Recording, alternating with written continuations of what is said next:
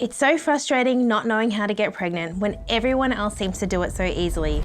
But what if I told you the very first step is so simple to do, but 50% of couples trying to conceive are getting it wrong? I'll explain what it is and how you can fix it by using a few simple steps.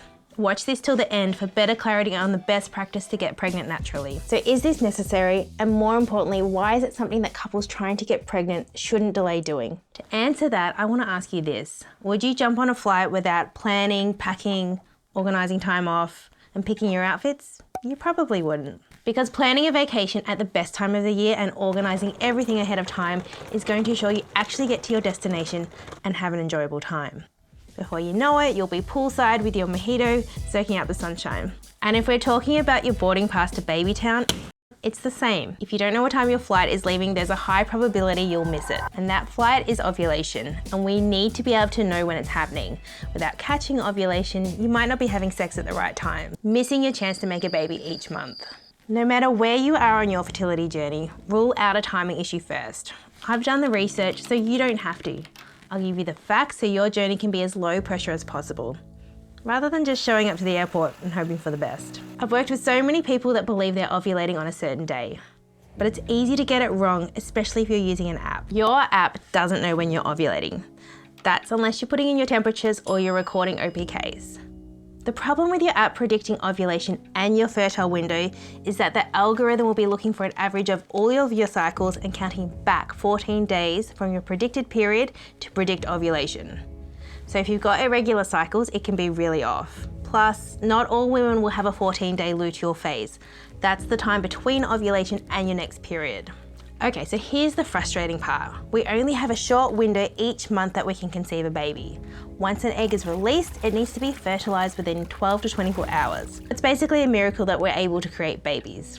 Your reproductive system doesn't work on an algorithm, unlike your app. So cycles and ovulation, they can vary a few days each month, and that is completely normal. So you need to learn about your own unique body, and I'm going to teach you how. Learning your own unique cycle is important. By looking for your own fertile signs, you can be empowered with the tools to understand your own fertility. Really, we should encourage ovulation tracking more so than period tracking, because you can get a period without ovulation. So knowing when you ovulate is a big part of fertility success, and it's the first thing you should be looking at. We talk about a fertile week because sperm can live up inside the vagina for up to 5 days, which means more opportunity for one of those sperm to create a baby. You need to make sure you're trying before ovulation and not after. Here are my tips on how to identify ovulation. Track your cervical mucus. It's that change in discharge that is sticky and egg white-like in consistency. You'll usually find it on the toilet paper when you go or in your undies. Cervical mucus is slightly more alkaline than the vagina, just like sperm is, and it creates a safe passage for the sperm to travel up the cervix. So if you're finding it difficult to identify your cervical mucus, don't freak out. For some people, it's a matter of noticing the difference between dry to wet. And make sure you're hydrated because it's 90% water. This is your body's fertile sign that you'll be ovulating soon. Once you see this discharge, it's time to start trying. And it's the perfect place to start if you want to keep things low key and are feeling overwhelmed by the idea of tracking further.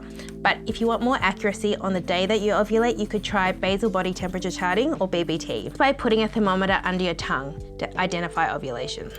Make sure it goes to 2 decimal points. BBT is lowest at rest, so record your temperature when you wake up. Identify ovulation by 3 consecutive days of higher temperatures.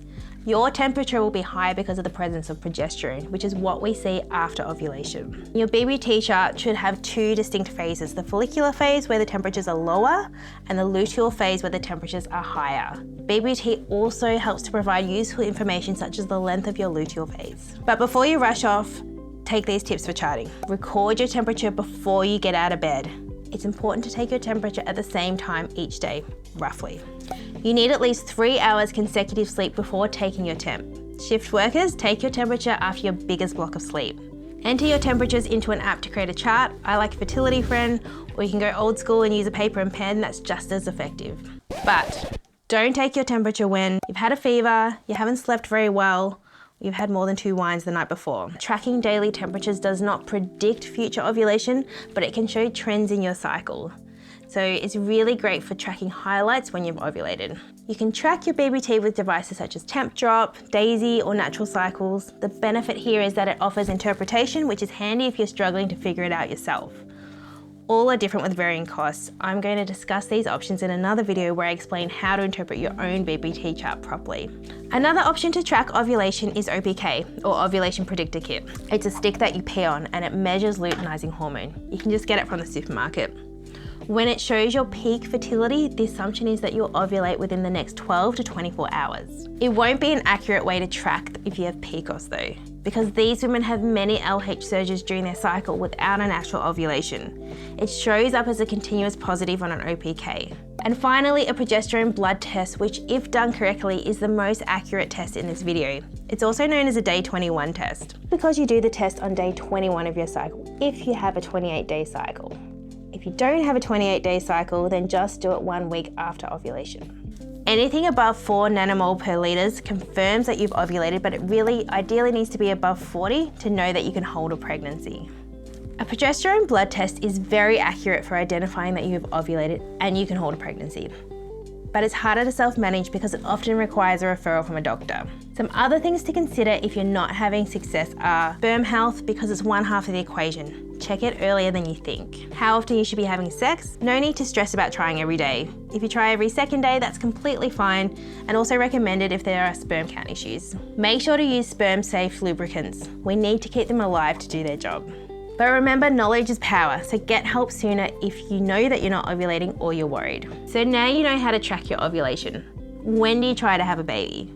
The answer is to have a baby, have sex on the day of ovulation and the 5 days before. But sometimes it's more than just timing. Having sex at the right time is just one step. If you aren't getting success, there's many different things to try. So check out my latest video here. I help people have babies and want to help you too.